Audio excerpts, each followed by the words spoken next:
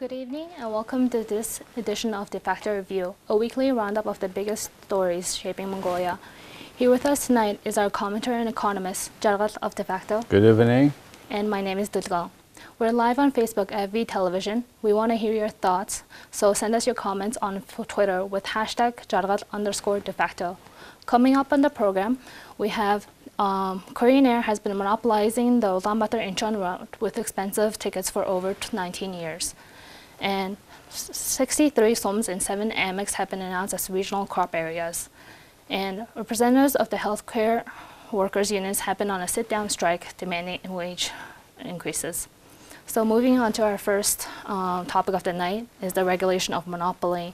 Korean Air has been criticized for taking the expensive airline charges for the 19th year on the Ulaanbaatar route from Incheon to Mongolia, which has secured the exclusive rights to travel from the government in the past. And according to the Incheon International Airport's exclusive route, Korean Air is receiving Ulaanbaatar airfare for 3 times the similar distance and flight time between Incheon and Hong Kong. And another topic that's been in recent news pertaining to monopolies is the railways.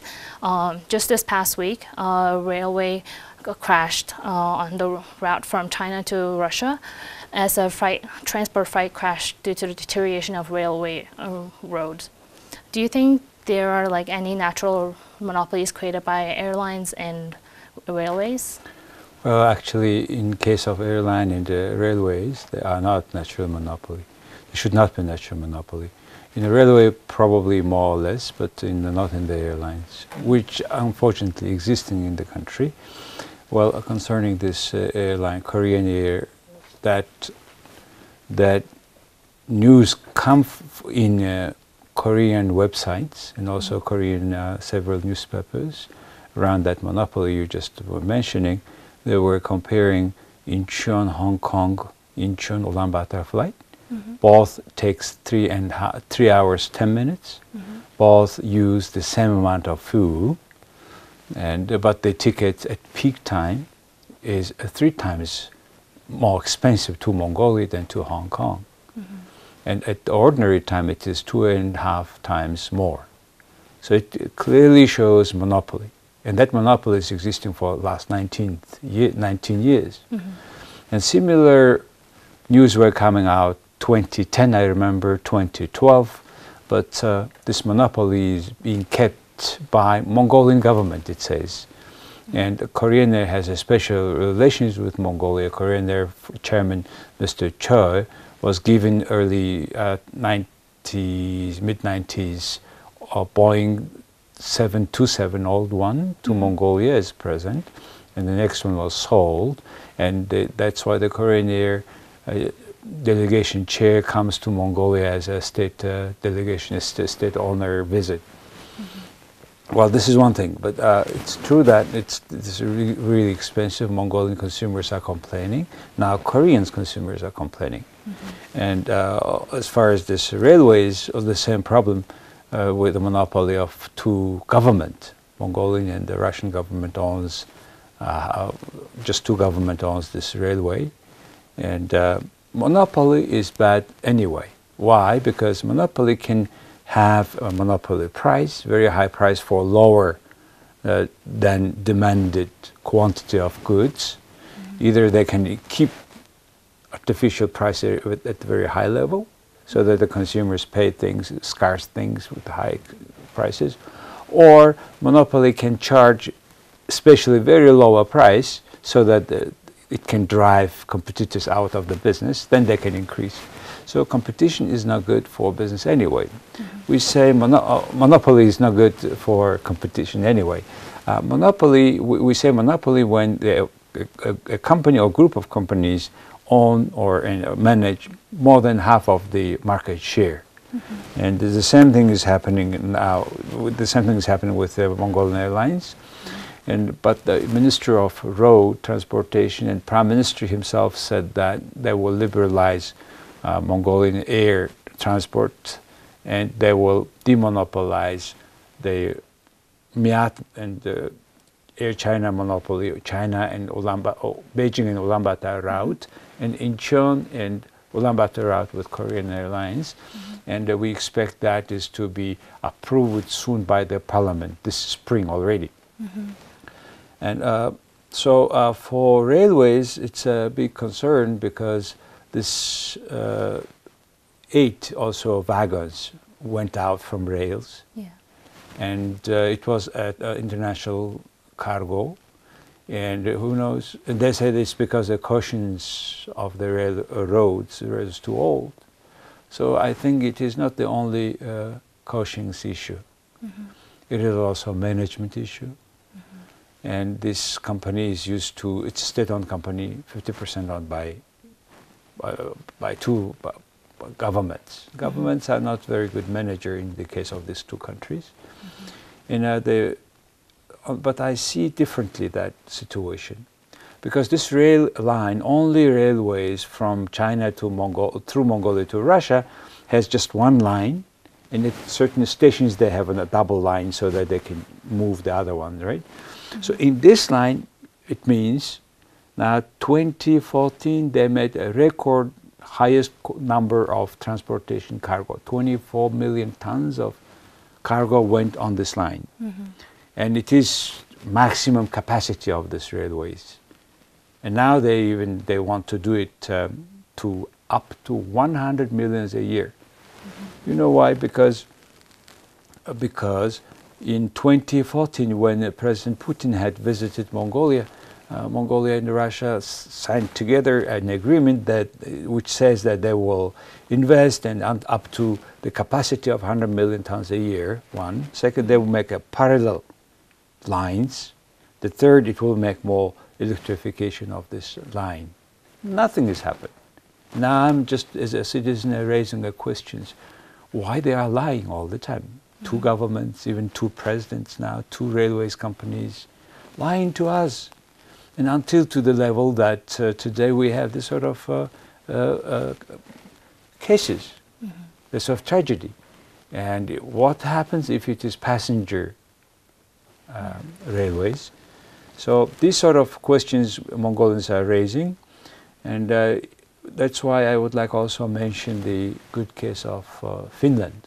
You know, Finland and Mongolia is only two countries outside of the former Soviet Union which has the same wide gauge of railways.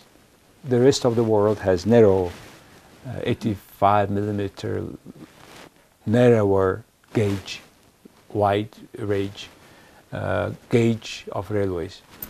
What Finland does now is they are separating the infrastructure and the whole railways operating systems. Passengers, transportation operating company, cargo transportation operating company, real estate management company, real estate, railway real estate management company, etc.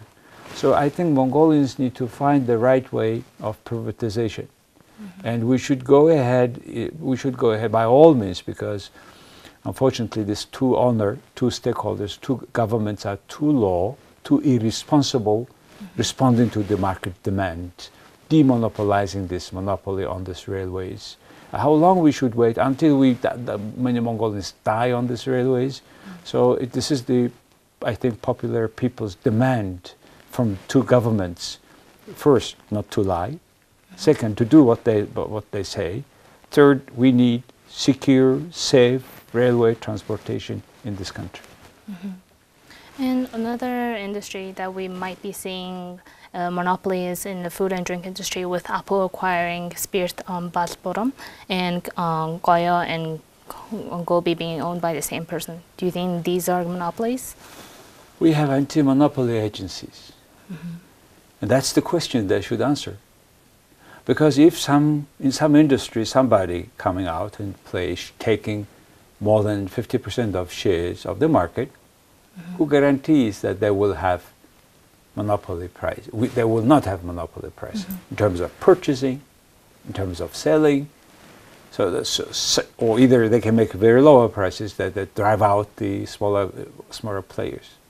Anyway, this is the question should be answered by our anti-monopoly agencies. And we are waiting for that for quite some time. And they are not saying much about this monopoly on the railways, monopoly on the airlines. And now these two industries just you have mentioned, and we don't know many others. And as you just said, the Authority for Fair Trade and Consumer Protection is supposed to be regulating these monopolies. So how do you think this agency should go about regulating this? I am always skeptic about any government, any state management, any state companies. In particular in Mongolia, in particular in this case of this anti-monopoly agency. We don't hear. They should say already that.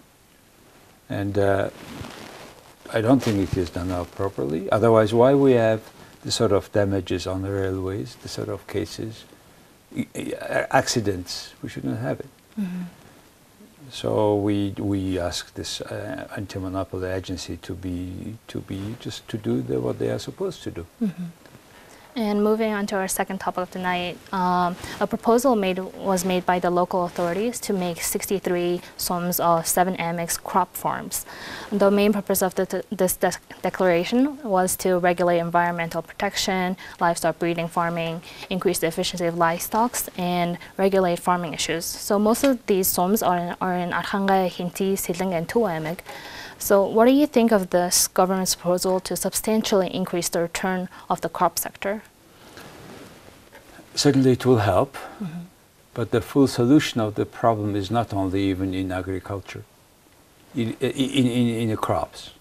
It is in our animal husbandry that is based on the pasture land. You see, what is happening is Mongolia is growing too much goats. Goats are enemy of the pasture land. They are destroying, not only eating, that is destroying. As a result, we have more dissertations of our soils, and we have our pasture land overgrazed, and the people with so many animals now, in particular, 70% of our animals are, and the herds are goats. So they are destroying wherever they are the soil, and they are moving to better places. What does it mean, better place for Mongolia? They are coming from high altitude, go down to low altitude. The low altitude in north of Mongolia that we are talking about, Silingaimak to Waimak, this is the best fertile land of Mongolia. And when so many animals, herds move to this place, they are destroying straight or directly or not directly the crops lands. But what happening, there were a lot of conflicts between herdsmen and the farmers. And just alone in Silingaimak, Hoshut Som, 60 incidents happened last year of fights between herdsmen and farmers. Farmers not happy because they have been, for example, in case of one Arivang Hor company, CEO Chadrabal said that he is now finally learning how to make irrigation from the Silinga River after 13 years of attempt. Now he finally obsessed that he learned how to manage this irrigation system. Then one morning last year, they lost 30% of their harvest. The herds eat it, destroyed it, took it. Why? Because the fence somewhere opened and a lot of animals were sent to the crops field. So this sort of things really made the government making this statement, having special crops zones in our territory.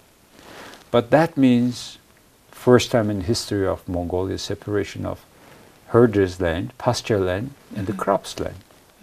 So it is not only a legal issue. Of course, they regulate and you should do it. But also, as I said, it's a matter of having this goats less.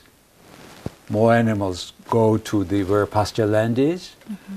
And that's why we have a very long talked item here, which is taxation of herds, in particular goats. Certain amount of goats to be in certain amount of a certain area. If somebody has more, they have to pay tax. Like early 1800, late 1800 in England. They have so many ship, and they did not need the cropsland because ship was more profitable. They made out of wool, good cloth, and then they were selling and seizing all the international world market. So for England, it was more common land, and it was more profitable. So the same thing is happening here only after 200 years or a half. Now we need to have a tax on herds.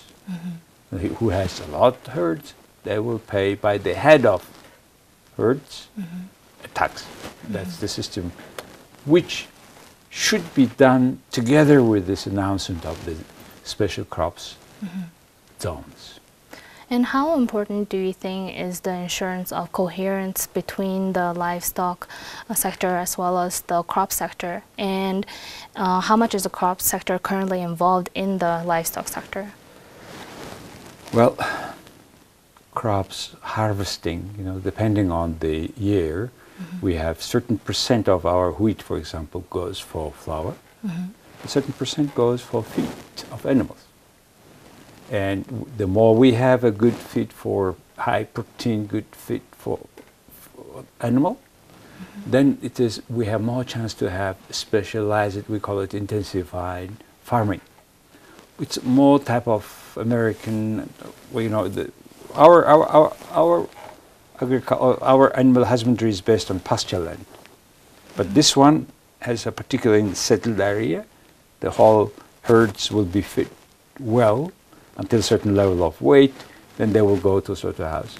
So this sort of specialization now is needed in this country, because now we are already 3 million people, and plus we want to export more meat.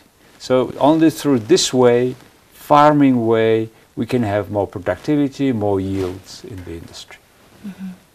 And how impactful do you think the goal to increase food exports such as meat be for the Mongolian economy?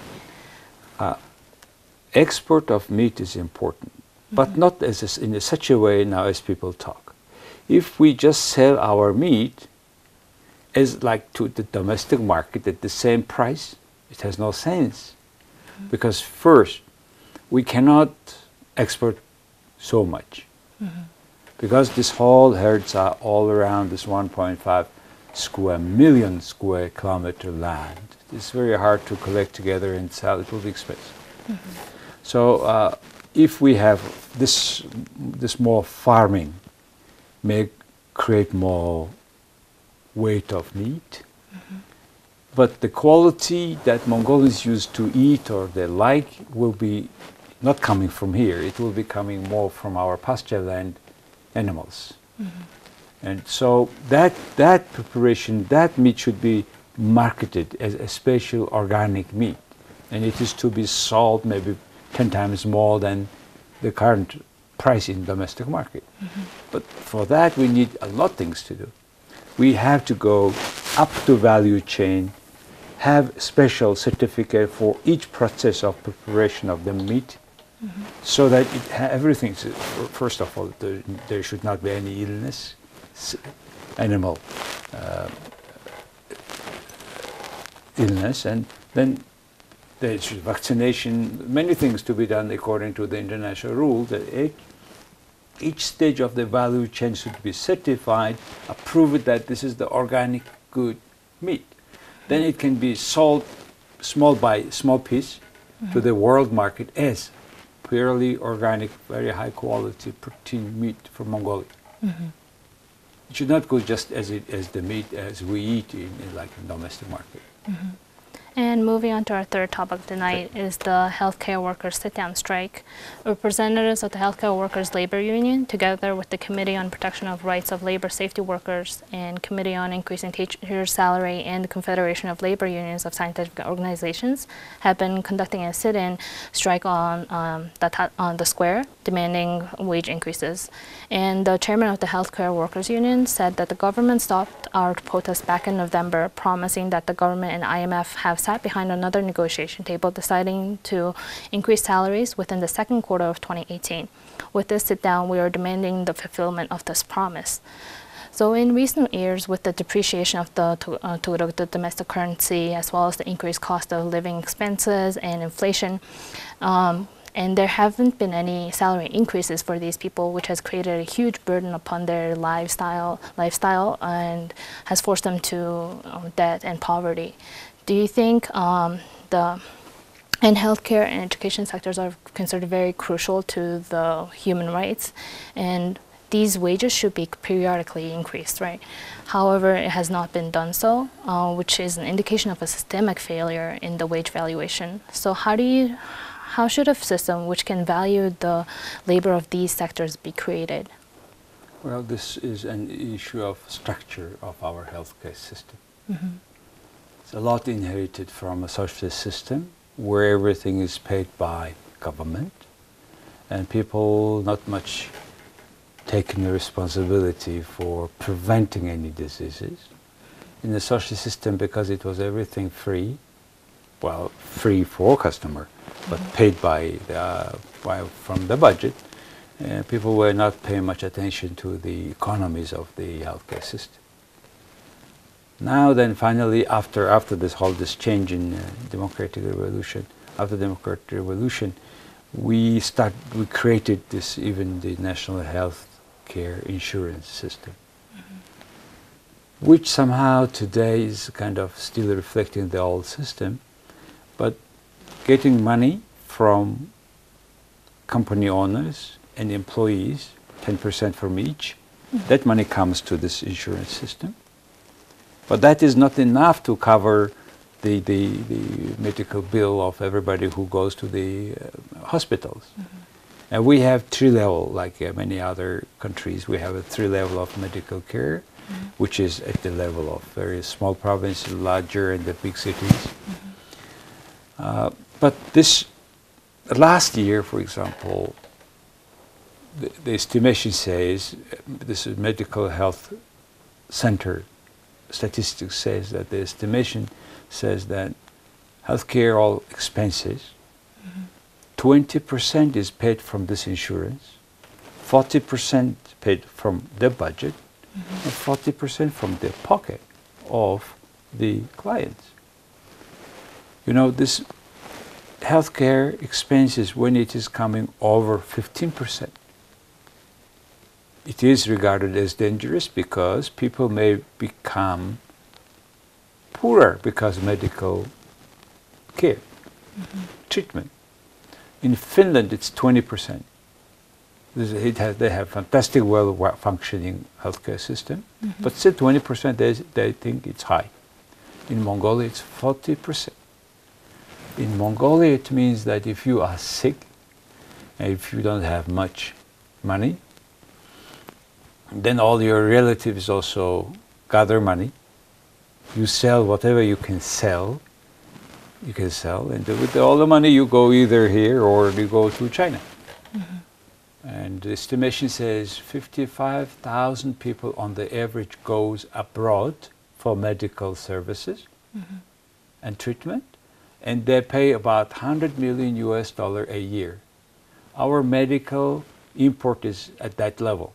It's for a small country like Mongolia, 3 million people, 100 million people just get together money and spend for some medical treatment. Some of them already can be taken care of in Mongolia. So it is a matter of also trust, efficiency. And there is a certain list of illness that Mongolia cannot take at all over, because it's a small country, few cases, and you cannot treat all major sicknesses, illnesses, right? So it is because from the list here, people go abroad, but also because the service is so bad. And a good thing is we have now started to create a lot of private hospitals, which shares that burden. And now from 2014, people living abroad was all the time coming up. And from 2014, it a little bit goes down. That's good news, because we are now treating some sickness, illness that we could not do it before. So that's good news. But the bad news is now it is not efficient. insurance system is not comprehensive. It is not properly managed. As a result, not everybody can receive medical care, etc., and it's very expensive. And also, because that medical workers are not paid properly. And in fact, our nurses are so paid, that now many of leaving now started to leave for Korea and other countries. Now the Philippines is #1 nurse exporter in the world. Now per capita, maybe Mongolia will be soon the same way.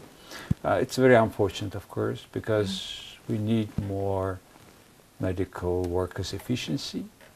And at the same time, this insurance system we are talking about, national insurance system, should also help to prevent sicknesses, illness for ordinary people. They should understand more preventing is cheaper than the treating. So this is the situation in the healthcare system. And of course, the Minister of Health said she agrees with the demand of the workers. But we expect her to say a little bit more. We expect her to pay more the demanded amount. And also because depending on the workload of nurses, they should be paid differently, also depending on experiences. Here they changed the system now. It was the same system before, based on your merit. It could be increased year of the services. And now what happens is 10 years experienced nurse is paid as much as the no experienced nurse. So that's why a lot of unhappiness coming from that, not different approaches to the labor of nurses and other medical workers.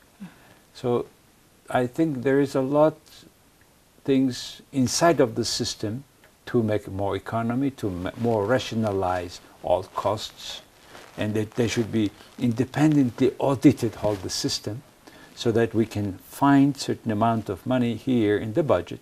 By the way, we spend 6% of our GDP for health care. In many countries, they go up to 10%. So our government also has to cut other costs and to increase medical care and education. That will compensate, I think, more or less the salary, but government has to cut a lot costs. So here we need more civic society watching government expenses, budget transparency. That's a lot of things to do in this country. And as you mentioned, there are some hospitals that are private. Do you think the whole entire healthcare sector should be privatized? Based on other countries' practices, healthcare, education is not 100% privatized.